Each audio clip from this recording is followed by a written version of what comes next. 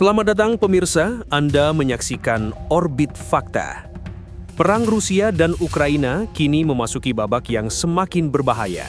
Bukan hanya parit dan kota di daratan, jalur pelayaran di Laut Hitam mulai berubah menjadi medan perburuan yang dapat mempengaruhi perdagangan, pangan, dan ekonomi dunia. Namun sebelum kita lanjut ke berita utama, pastikan Anda sudah menekan tombol like dan subscribe agar tidak ketinggalan informasi penting dan fakta terbaru dari kami. Lalu apa yang sebenarnya sedang diperebutkan di balik serangan terhadap kapal dan pelabuhan ini?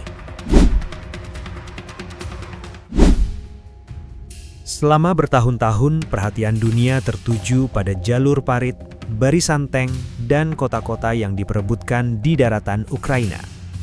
Namun, pada pertengahan Juli 2026, arah tekanan berubah.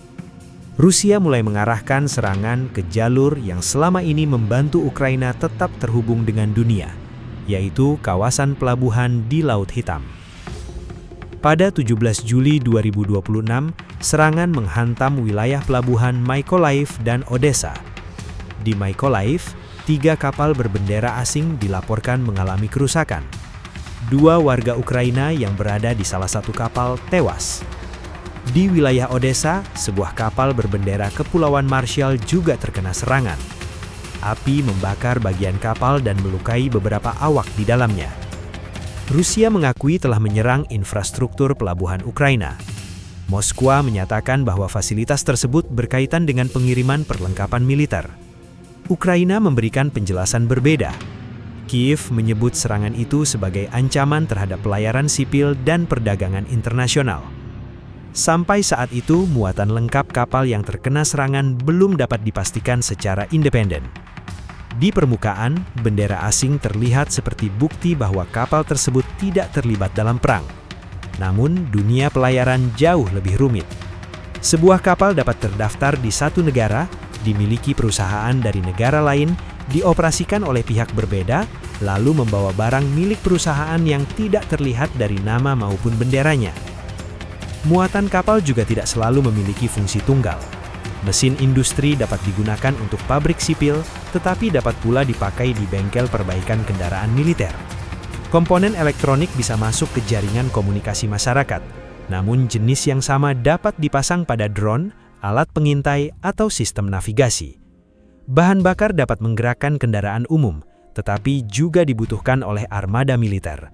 Inilah ruang abu-abu yang membuat perang di Laut Hitam menjadi sulit dibaca. Rusia tidak harus menunjukkan bahwa setiap kapal membawa rudal atau kendaraan tempur. Moskwa cukup membangun keyakinan bahwa pelabuhan Ukraina telah menjadi bagian dari jalur logistik perang. Ukraina juga tidak harus membuka seluruh dokumen muatan kepada publik. Kiev cukup menunjukkan kapal terbakar, awak terluka, dan jalur perdagangan internasional yang terancam. Di balik adu klaim itu, sasaran yang lebih besar mulai terlihat. Pelabuhan bukan hanya tempat kapal berhenti. Di belakang dermaga terdapat gudang, rel kereta, truk, tangki bahan bakar, alat bongkar muat, pusat komunikasi, dan pekerja yang menjaga arus barang tetap bergerak. Ketika satu dermaga rusak, dampaknya menjalar ke seluruh sistem. Kapal harus menunggu lebih lama, barang tertahan, kereta kehilangan jadwal, gudang lain menerima beban tambahan. Perusahaan pengiriman mulai menilai ulang risiko. Serangan pada 17 Juli 2026 ini memperlihatkan bahwa yang sedang diburu bukan sekedar kapal, melainkan denyut perdagangan yang menghubungkan Ukraina dengan pasar dunia. Pelabuhan menjadi pintu masuk mesin, suku cadang, bahan baku, kendaraan, dan kebutuhan industri. Pada saat yang sama, tempat itu menjadi pintu keluar gandum, jagung, minyak benatil, dan komoditas lain yang menghasilkan pemasukan bagi negara. Karena itu, menghantam sebuah gudang tidak hanya berarti merusak bangunan. Serangan tersebut dapat menghentikan pemindahan muatan, mengacaukan jadwal kapal, dan memaksa pedagang mencari jalur baru. Pada pertengahan Juli 2026 ini, rangkaian ledakan di pesisir selatan menunjukkan bahwa Rusia sedang mencoba membaca seluruh jaringan ini sebagai satu sasaran, dari kapal yang bersandar hingga rel yang membawa barang menuju dermaga beserta pusat penyimpanan besar di belakangnya. Pada 15 Juli 2026, Tanda pertama dari tekanan yang lebih luas mulai terlihat di pasar pengiriman Ukraina. Sejumlah terminal gandum mengurangi kegiatan pembelian setelah serangan berulang membuat operasional pelabuhan semakin tidak pasti. Kapasitas ekspor melalui pesisir Laut Hitam ikut menurun, bukan karena seluruh dermaga berhenti bekerja, melainkan karena setiap tahap pengiriman mulai menghadapi resiko baru. Rusia tampaknya tidak perlu menempatkan kapal perang di depan setiap jalur masuk. Ancaman drone dan rudal sudah cukup untuk mengubah keputusan perusahaan pelayaran. Kapal dagang yang sebelumnya mengikuti jadwal tetap mulai mempertimbangkan penundaan. Pemilik muatan menghitung kemungkinan kerusakan. Awak kapal menuntut perlindungan tambahan. Perusahaan asuransi menaikkan biaya karena satu serangan dapat menimbulkan kerugian besar dalam hitungan menit. Cara kerja tekanan ini hampir tidak terlihat dari peta. Laut masih terbuka. Jalur hukum tetap tersedia, kapal masih dapat berlayar menuju Odessa, Chornomorsk, atau Mykolaiv. Namun keadaan di lapangan membuat setiap perjalanan menjadi lebih mahal, lebih lambat, dan lebih sulit diprediksi. Pada 16 Juli 2026, kekhawatiran terhadap keselamatan pelayaran mulai mempengaruhi perdagangan gandum. Harga bergerak naik ketika pasar memperhitungkan kemungkinan berkurangnya pasokan dari Ukraina. Reaksi itu menunjukkan bahwa senjata tidak hanya bekerja melalui ledakan, serangan juga bergerak melalui kecemasan pedagang, keputusan pembeli, dan perubahan biaya pengiriman. Satu dermaga yang rusak memang dapat diperbaiki, satu kapal yang terbakar juga dapat digantikan, tetapi rasa takut menyebar lebih cepat daripada proses perbaikan. Setelah sebuah kapal asing terkena serangan, perusahaan lain akan menilai ulang rute, jadwal, dan keuntungan. Setiap keputusan penundaan kemudian menambah antrian baru di pelabuhan. Gangguan itu tidak berhenti di tepi laut. Gandum yang gagal dikirim akan tertahan di gudang, ruang penyimpanan menjadi sempit, truk menunggu lebih lama, kereta membawa muatan yang belum tentu dapat dibongkar tepat waktu. Petani menghadapi kesulitan menjual hasil panen, sementara eksportir kehilangan kepastian mengenai jadwal keberangkatan. Rusia kemungkinan sedang membangun tekanan yang menyerupai blokade tanpa pernah mengumumkannya secara resmi. Tidak ada garis larangan yang jelas, tidak ada pemeriksaan langsung terhadap semua kapal. Yang ada adalah ancaman terus-menerus yang membuat pihak lain membatasi dirinya sendiri. Strategi ini memiliki keuntungan politik. Moskow dapat menyatakan bahwa pelabuhan tertentu tetap beroperasi dan jalur laut tidak sepenuhnya ditutup.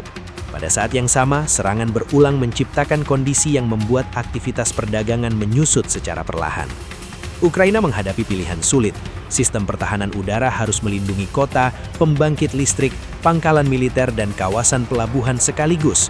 Setiap misil pencegat yang ditempatkan di pesisir berarti lebih sedikit perlindungan bagi wilayah lain. Rusia dapat memanfaatkan keterbatasan itu dengan menyerang beberapa sasaran dalam waktu berdekatan. Pada pertengahan Juli 2026, tekanan terhadap pelabuhan mulai berubah menjadi tekanan terhadap pendapatan negara. Ketika ekspor melambat, pemasukan valuta asing ikut menurun. Pemerintah harus mengeluarkan biaya lebih besar untuk perbaikan, perlindungan, dan pengamanan jalur logistik. Perusahaan juga harus membayar lebih mahal agar kapal tetap bersedia datang. Dalam keadaan seperti ini, pasar menjadi bagian dari medan pertempuran. Rusia tidak perlu menentukan harga gandum secara langsung. Cukup dengan meningkatkan ketidakpastian, biaya akan bergerak sendiri dan beban ekonomi berpindah kepada Ukraina serta pembelinya. Blokade bayangan bekerja bukan dengan menutup laut sepenuhnya, tetapi dengan mempersempit keberanian untuk menggunakannya. Setiap ledakan menambah biaya yang tidak selalu terlihat. Setiap keterlambatan mengurangi kepercayaan. Setiap kapal yang membatalkan perjalanan memperbesar tekanan terhadap pelabuhan berikutnya. Pada 14 Juli 2026, Ukraina memperlihatkan pola serangan di Laut Azov. Kiev mengeklaim telah menghantam sejumlah kapal pengangkut, tanker, dan kapal tunda yang mendukung jaringan logistik Rusia. Tingkat kerusakannya belum dapat diverifikasi, tetapi pemilihan sasarannya menunjukkan perhitungan. Ukraina tidak memiliki armada sebesar Rusia. Karena itu, Kiev menghindari pertempuran laut konvensional yang menuntut kapal besar, biaya, dan perlindungan. Sebagai gantinya, Ukraina menggunakan drone laut, drone udara, rudal jarak jauh, serta informasi pengintaian untuk menyerang titik paling rentan. Sebuah tanker tidak harus tenggelam untuk menimbulkan gangguan. Kerusakan pada mesin, sistem navigasi, atau lambung dapat memaksa kapal berhenti beroperasi. Muatan menjadi terlambat, pelabuhan tujuan kehilangan jadwal, Perusahaan harus mencari kapal pengganti, sementara pengamanan pada perjalanan berikutnya diperketat. Pada 15 Juli 2026, aktivitas pelayaran di sekitar Selat Kerch mulai mendapat perhatian lebih setelah serangan Ukraina meningkatkan kekhawatiran terhadap jalur yang menghubungkan Laut Azov dengan Laut Hitam. Jalur sempit itu memiliki nilai penting karena banyak kapal harus melewatinya sebelum mencapai pelabuhan Rusia atau bergerak menuju pasar internasional. Setiap gangguan di kawasan tersebut dapat mempengaruhi lebih dari satu kapal. Kapal pengangkut yang tertahan membuat terminal kehilangan ruang. Tanker yang terlambat menyebabkan jadwal pemuatan berubah. Kapal tunda yang rusak dapat memperlambat pergerakan di pelabuhan. Serangan kecil terhadap satu unsur dapat menekan seluruh rangkaian. Teknologi membuat pola ini semakin berbahaya. Drone laut berukuran kecil dapat bergerak rendah di permukaan air dan mendekati sasaran tanpa membawa awak. Drone udara dapat mencari posisi kapal dari ketinggian. Rudal dapat diarahkan menggunakan informasi dari radar, satelit, atau pesawat pengintai. Kapal besar memang mampu membawa muatan dan perlindungan lebih banyak, namun ukurannya juga menciptakan jejak yang mudah ditemukan. Di laut terbuka, kapal tidak dapat bersembunyi di balik gedung atau masuk ke terowongan. Setiap perubahan arah, kecepatan, dan komunikasi dapat menjadi petunjuk. Rusia kemudian mencoba memotong ancaman sebelum mencapai laut. Pada 16 Juli 2026, serangan kembali diarahkan ke kawasan pesisir Ukraina yang memiliki gudang, bengkel, pusat komunikasi, dan jalur pengangkutan. Sasaran semacam itu diduga berkaitan dengan proses perakitan, penyimpanan, peluncuran, atau pengendalian drone. Pendekatan tersebut memperlihatkan bahwa perang laut telah menyatu dengan infrastruktur darat. Sebuah drone mungkin diluncurkan dari pantai, tetapi komponennya dapat tiba melalui kereta. Sistem kendalinya bergantung pada jaringan komunikasi. Bahan bakarnya disimpan di gudang. Operatornya membutuhkan tempat berlindung dan informasi sasaran.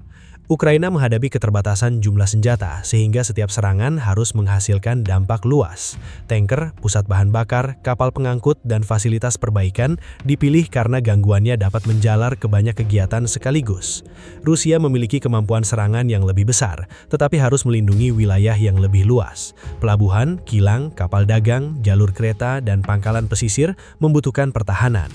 Setiap sistem yang dipindahkan untuk menjaga satu lokasi akan meninggalkan kekurangan di tempat lain. Pada 17 Juli 2026, tekanan terhadap pelayaran Rusia mulai ikut dirasakan oleh sektor pertanian dan energi. Resiko pengiriman meningkat, jadwal menjadi tidak pasti, dan perlindungan tambahan dibutuhkan. Laut Hitam serta Laut Azov berubah menjadi ruang tempat kedua pihak saling menyerang arus barang, bukan hanya kekuatan tempur. Pertempuran ini akhirnya bergantung pada kecepatan menemukan sasaran, ketepatan membaca jaringan logistik, dan kemampuan mempertahankan operasi setelah serangan. Kapal yang tetap bergerak membutuhkan pelabuhan yang berfungsi, jalur pasokan yang aman, serta awak yang masih bersedia menghadapi ancaman berkelanjutan. Pertempuran di Laut Hitam memperlihatkan bahwa perang modern tidak hanya ditentukan oleh penguasaan wilayah. Jalur perdagangan, kapal pengangkut, pelabuhan, dan jaringan logistik telah berubah menjadi sasaran yang memiliki nilai strategis besar. Selama pelayaran tetap berlangsung, Ukraina masih memiliki jalur menuju pasar dunia. Namun setiap serangan baru dapat meningkatkan risiko, memperbesar biaya, dan mempersempit ruang gerak kedua pihak. Laut Hitam kini menjadi medan persaingan yang dampaknya dapat menjalar jauh melampaui kawasan perang. Jangan lupa untuk subscribe ke channel Orbit Fakta dan aktifkan lonceng notifikasi agar tidak ketinggalan informasi penting, perkembangan terbaru, serta berita menarik lainnya. Orbit Fakta, fakta dari orbit untuk seluruh dunia. Terima kasih telah menyaksikan, sampai jumpa.